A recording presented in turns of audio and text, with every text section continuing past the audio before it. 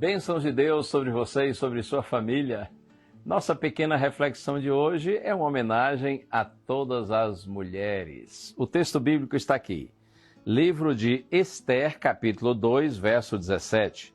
O rei amou Ester mais do que todas as mulheres, e ela alcançou diante dele favor e aprovação mais do que todas as virgens.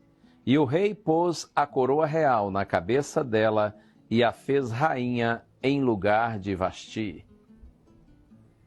Esse texto nos mostra a graça de Deus agindo na vida de Ester, uma jovem judia que se tornou rainha da Pérsia.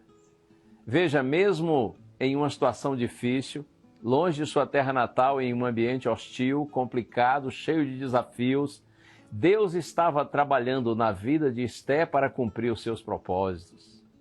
A história dessa garota pode ser uma inspiração para as mulheres que desejam ser usadas na missão do Evangelho.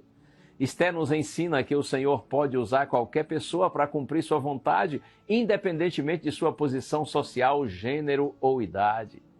E ela não foi a única mulher que Deus usou. Podemos ver, por exemplo, Maria, que foi escolhida por Deus para ser a mãe do Salvador. Débora foi uma profetisa e juíza em Israel que liderou o povo em uma batalha contra os cananeus. Ana era uma mulher que lutava contra a infertilidade e orou fervorosamente a Deus por um filho. Quando seu filho nasceu, ela o entregou a Deus e se tornou uma profetisa em Israel. Madalena foi uma seguidora fiel de Jesus e testemunhou sua ressurreição. Ela é um exemplo de devoção e lealdade a Jesus. E você também, isso mesmo, você mulher, que está recebendo essa mensagem, você pode ser usada por Deus se você aceitar. E você me responde, pastor, eu não sou uma líder, uma pregadora, eu estou longe de ter capacidade para atender esse chamado. Minha amiga, quando Deus chama é Deus quem capacita. Ester não era uma líder religiosa ou uma pregadora, mas Deus a escolheu para uma missão importante e ela respondeu com coragem e obediência. Assim como Ester, as mulheres também podem ser usadas na missão do Evangelho de diversas formas, seja por meio da evangelização e pregação, do discipulado, da oração, do serviço voluntário, de ajuda às pessoas carentes ou até mesmo do testemunho de vida. O Evangelho não é uma missão exclusiva de homens, como a gente vê na própria vida de Ester e de tantas outras mulheres citadas na Santa Bíblia. Mas sim, essa é uma missão de todos aqueles que abrem o coração para Cristo e se dispõem a servi-lo. Cada mulher é única e tem habilidades, talentos e dons especiais que podem ser usados para glorificar a Deus e ajudar a expandir o seu reino na terra. A história de Ester nos ensina que Deus pode usar qualquer pessoa para cumprir seus planos, independentemente de sua posição ou de seu gênero. E aí, você tem sido chamada por Deus? Aceite esse chamado, busque a Deus e peça a Ele que lhe ajude a saber reconhecer quais são os seus dons. E use esses dons espirituais que Deus lhe concede para a glória dEle, para edificar, fortalecer sua igreja, e para anunciar o reino de Deus para aqueles que ainda não conhecem o Senhor. Deus lhe use e lhe abençoe. Seja verdadeiramente uma mulher de Deus. Vamos orar?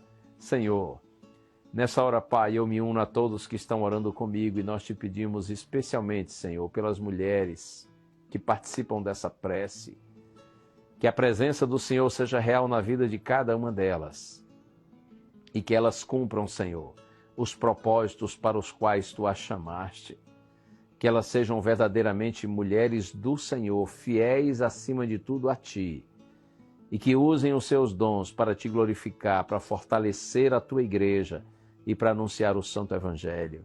Eu Te peço, Pai, com gratidão em Jesus. Amém.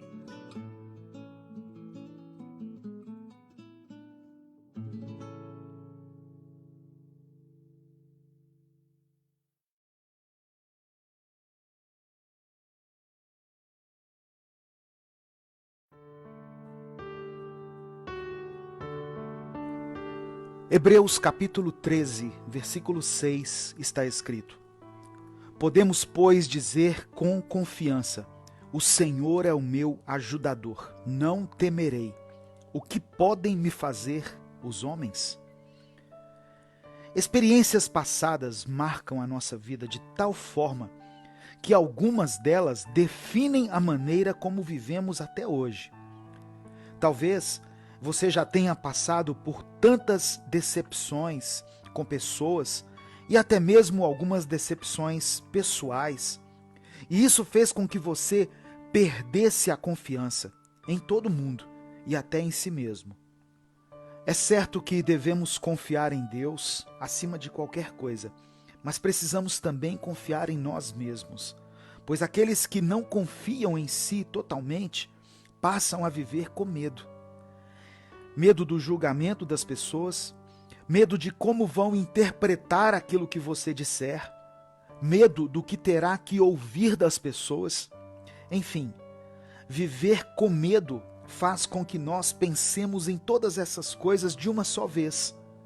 E a nossa mente fica cansada, porque o tempo todo estamos cogitando todas as possibilidades que vão acontecer em qualquer situação.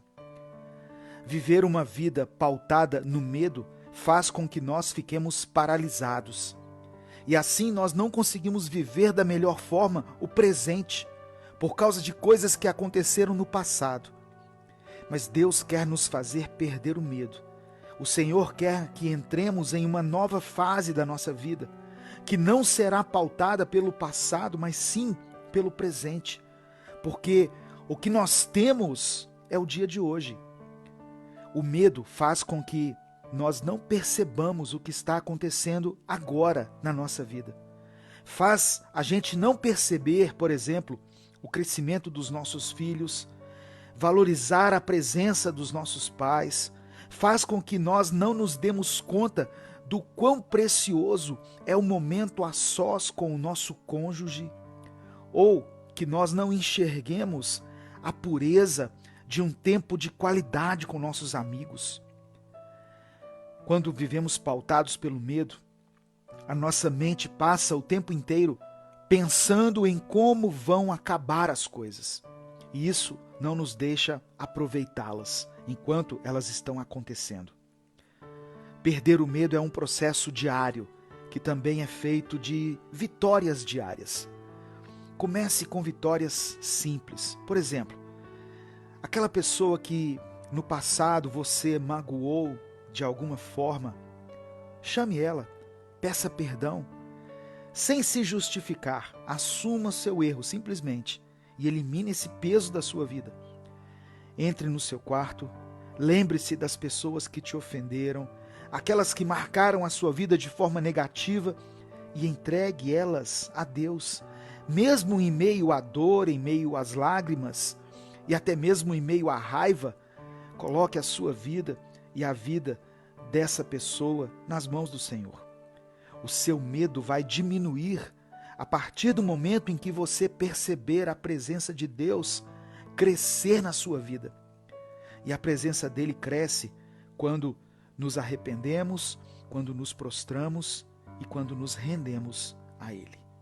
Eu quero orar por você. Pai amado e querido, somos eternamente gratos pela tua palavra, pelo teu amor, pelo teu perdão.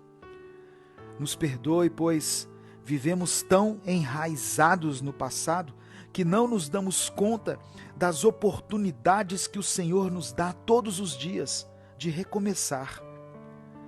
O nosso medo tem feito com que nos agarremos a coisas que deveríamos relevar e nos faz viver da pior forma possível, sem confiar em Ti.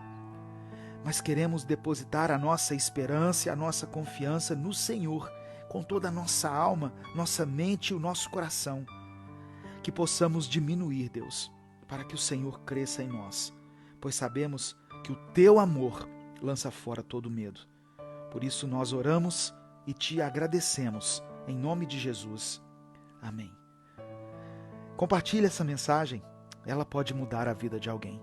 Inscreva-se no canal Minuto com Deus e se torne membro se você quiser apoiar o nosso projeto.